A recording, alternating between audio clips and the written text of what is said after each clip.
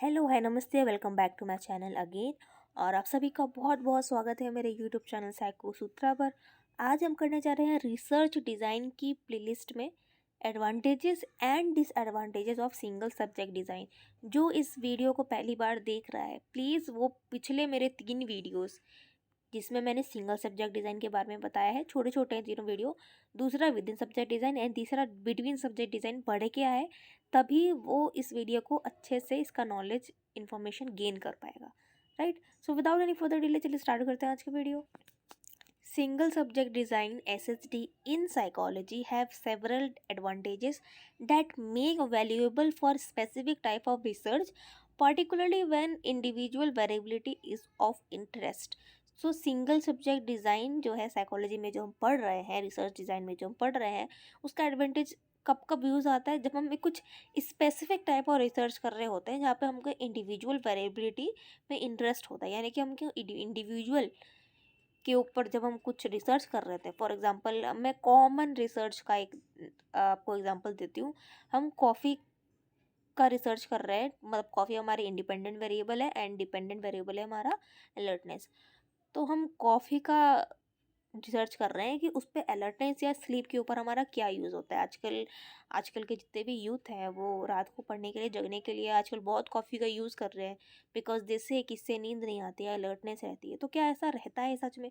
तो अगर हम इन जो इंडिविजुअल वेरिएबिलिटी होती है उस पे अगर इंटरेस्ट है हमारा रिसर्च करने का, तब सिंगल सब्जेक्ट डिज़ाइन यूज़ होता है, जिसमें मैंने आपको स्टार्टिंग में बताया था कि ये 2 टाइप का होता है, with in subject and between subject. With in subject यानी कि हम एक ही इंडिविजुअल पे बार बार कोई इंटरवेंशन या मेजरमेंट लगा रहे हैं। मतलब हमने एक इंसान को पकड़ा, उसको बोला कि तुम्हारे ऊपर हम 4-5 एक्सपेरिमेंट करेंगे, 4-5 मेजरमेंट करेंगे, ठीक है, वो हो गया with in subject, simple.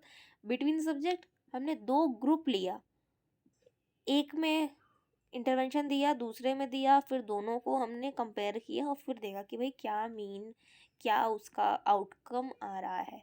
Right, पहला इसका फोकस रहता है ऑन इंडिविजुअल बिहेवियर। पहले हम एडवांटेज कर रहे हैं, ठीक है। It focuses on individual behaviour. देखिए, this research allows to analyse the behaviour of a single participant with a great detail. क्योंकि यहाँ हम एक सब्जेक्ट की बात कर रहे हैं, राइट, तो हम उसको अच्छे से पढ़ेंगे। Making it easier to observe patterns और changes that might be observed in the group design.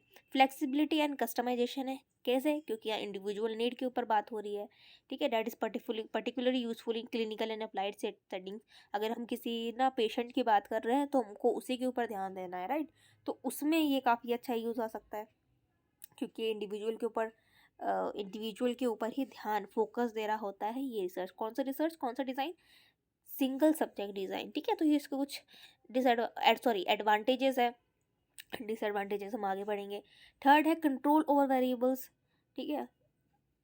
Bye repeated by repeated observing on the same individual, extraneous variable को हम अच्छे से कंट्रोल कर सकते हैं, जिससे इंटरनल वैलिडिटी ऑफ रिसर्च भी बढ़ती है। देखिए, इसमें हम एक्सटर्नल या जनरलाइज नहीं कर सकते, क्योंकि हम ना एक पे रिसर्च किया उसको हम ये नहीं बोल सकते कि हाँ अब ये सब पे यही होता है इसका इफेक्ट। तो जनरेबिलिटी हम नहीं कर सकते। एक्सटर्नल वैलिडिटी हो सकता है इसमें पुअर हो, बट इंटरनल वैलिडिटी हम इसकी बढ़ा सकते हैं, right. So by repeatedly observing the same individual, researchers can have better control for extraneous variables, enhancing the internal validity of the study. Effective for rare and unique cases. इसका मतलब क्या है? Rare and unique cases, किसी को कोई बहुत ना rare disorder है, किसी को मायोलेमा है, या किसी को हम कह सकते हैं किसी स्पेसिफिक टाइप का कैंसर है, या कोई ना अलग कम्युनिटी है, जैसे LGBTQ अलग कम्युनिटी है, जैसे सेक्स वर्कर का एक अलग कम्युनिटी है जो कि थोड़ी हिडन है।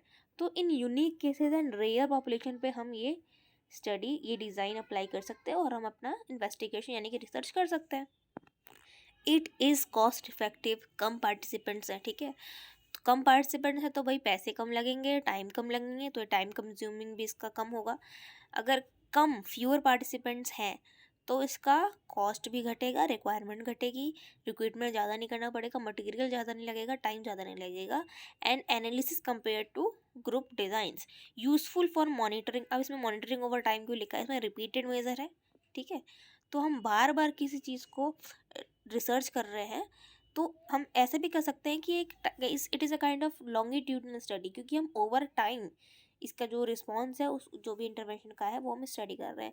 Seventh one is ability to identify functional relationship. ये कॉज एंड इफेक्ट बताने में सक्षम है, क्योंकि हम एक वेरिएबल को मतलब आईवी को हम मैनिपुलेट कर रहे हैं और उसका इफेक्ट देख रहे हैं डीवी पे, तो इसका हम कॉजल रिलेशनशिप देख रहे हैं कि भाई जो हमने इंटरवेंशन लगाया और जो रिजल्ट आया उसमें क्या रिलेशन है, बढ़ रहा है, घट रहा है, क्या हो रहा है। एथिकल एडवांटेजेस, ठीक है, एडवांटेजेस कैसे, हम एक ही इंडिविजुअल पे बार बार कर रहे हैं तो उसका एक खुद का कंट्रोल है, ठीक है। हो सकता है ऐसा कि which participants often serve as their own controls which reduces the need for control groups and ensures that every participant receive the intervention.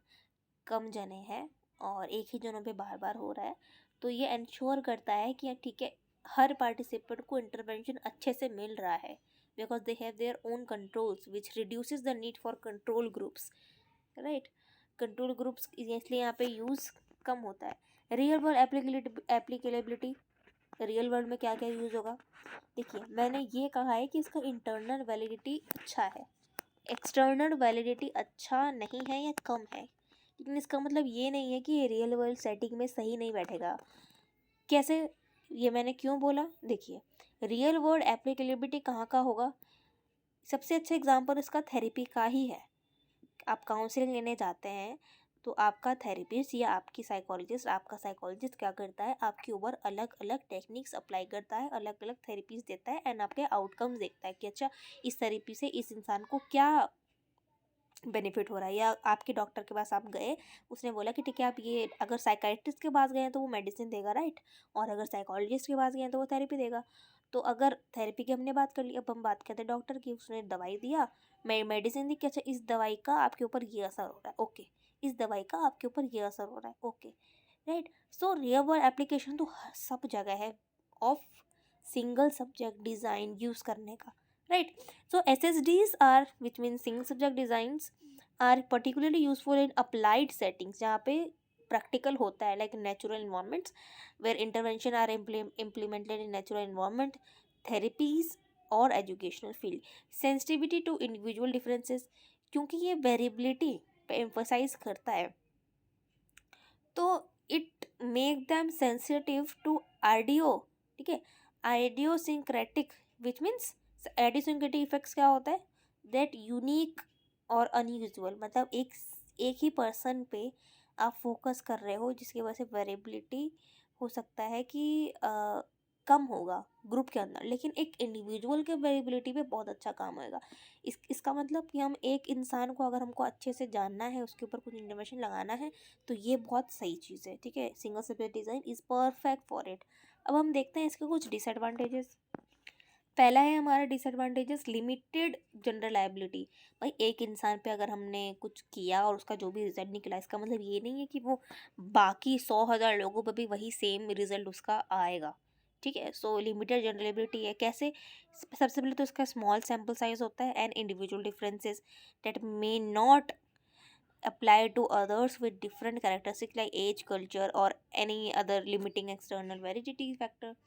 Second है पोटेंशियल फॉर बायसेस का यहाँ पे प्रेजेंट होना या हो सकता है। कैसे, रिसर्चर बायस हो सकता है कि वो अनइंटेंशनली अपने डाटा को किसी भी तरह, ठीक है, किसी भी तरह इन्फ्लुएंस कर रहा हो। सब्जेक्टिव रिएक्टिविटी, ठीक है, अगर इन पार्टिसिपेंट्स को पता चल जाए कि अच्छा वो उनको ऑब्जर्व किया जा रहा है या उनके ऊपर इंटरवेंशन हो रहा है, तो हो सकता है वो और अच्छे वे में मतलब एक्ट करके और अच्छे वे में खुद को दिखाना चाहिए, क्योंकि हर व्यक्ति खुद को एक बेहतर तरीके से दिखाना चाहता है, को भी अपनी असलियत नहीं दिखाना चाहता है, राइट। तो इसको बोलते हैं हम हॉथॉर्न इफेक्ट। अगर पता चल जाए कि मेरे ऊपर कोई नज़र रख रहा है तो मैं अच्छे से एक्ट करूँगी, राइट। तो वहीं पे रिजल्ट हमारा जो निकलता है वो गलत हो सकता है, एरर आ सकता है।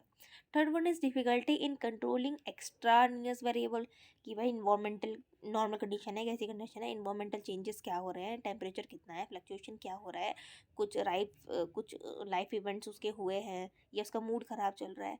तो ये सारी चीज़ें बहुत ही अलग अलग एक्सट्रानियस वेरिएबल के रूप में आ सकती हैं, जो कि इन्फ्लुएंस कर सकता है हमारे इवेंट को, मतलब यानी कि इन्फ्लुएंस कर सकता है हमारे एक्सपेरिमेंट को, और which leads to difficulty in controlling extraneous variable. Challenges in detecting small and subtle effects. SSGs are less effective at identifying small and delayed treatment. क्योंकि क्यों भाई, क्यों बोल रहे हैं ऐसा कि स्मॉल इफेक्ट्स ये डिटेक्ट नहीं कर सकते हैं? क्योंकि जो इमीडिएटली जो रिजल्ट आया हुआ होता है ना, क्योंकि ये रिलाई करता है ट्रूली ऑब्जर्वेबल चेंजेस पे, वो उसी के ऊपर ध्यान देता है. लेकिन समय के साथ हो सकता है कि उसमें बाद में कुछ चेंजेस आ रहा हो, ठीक है, वो तो हम नहीं देख रहे हैं. So absence of statistical significance testing reduces the ability to quantity the magnitude of the effect. Time consuming nature में हो सकता है. Collecting and analysing repeated measures, एक ही पर्सन को बार बार बार बार बार बार बार बार कर रहे हैं, अगर बहुत ज़्यादा बार कर रहे हो फॉर सिंगल सब्जेक्ट, तो वो लेवल इंटेंसिव भी हो सकता है, बहुत मेहनत वाला काम है, फटीग इफेक्ट आ सकता है, राइट. टाइम कंज्यूमिंग कर सकता है, हो सकता है कॉस्ट इफेक्टिव भी ना रहे. Interventions may need to be repeated or extended across different conditions to ensure reliability, which adds to the duration of the study. Sixth one is ethical concerns, withdrawal designs and privacy risk. Withdrawal designs में AB design हो सकता है ये problematic हो जाए, और जो participant है उसको डिस्ट्रेस दे दे कि अभी तो ये करवाया, फिर ये करवाया, फिर दोबारा वही वाला करवाया, फिर दोबारा वही करवाया. ए बी या ए बी या बी ए, ये बहुत अलग तरीके के डिज़ाइंस होते हैं, सीक्वेंस में चेंजेस होता है, राइट. प्राइवेसी रिस्क हो सकता है, हम एक इंडिविजुअल पे इतना ज़्यादा ध्यान दे रहे हैं, हो सकता है उसकी प्राइवेसी ब्रीच हो जाए. Seventh one is limited applicability. क्यों? सबसे अच्छा है किन चीज़ों के लिए, अगर हमको कुछ बिहेवियर मेजर करना है या ऑब्जर्वेबल रिसर्च है तो ठीक है. लेकिन जहाँ एब्स्ट्रैक्ट कंस्ट्रक्ट और डिफरेंट पर्सनालिटी ट्रेस और इन्वेस्टिगेशन, एक truly scientific investigating abstract construct का हम बात करते हैं ना, कोई भी सोशल फिनोमिना हो गया, राइट, लार्ज स्केल इंटरवेंशन या पर्सनैलिटी ट्रेट्स हो गया, वहाँ पे ये सूट नहीं करेगा.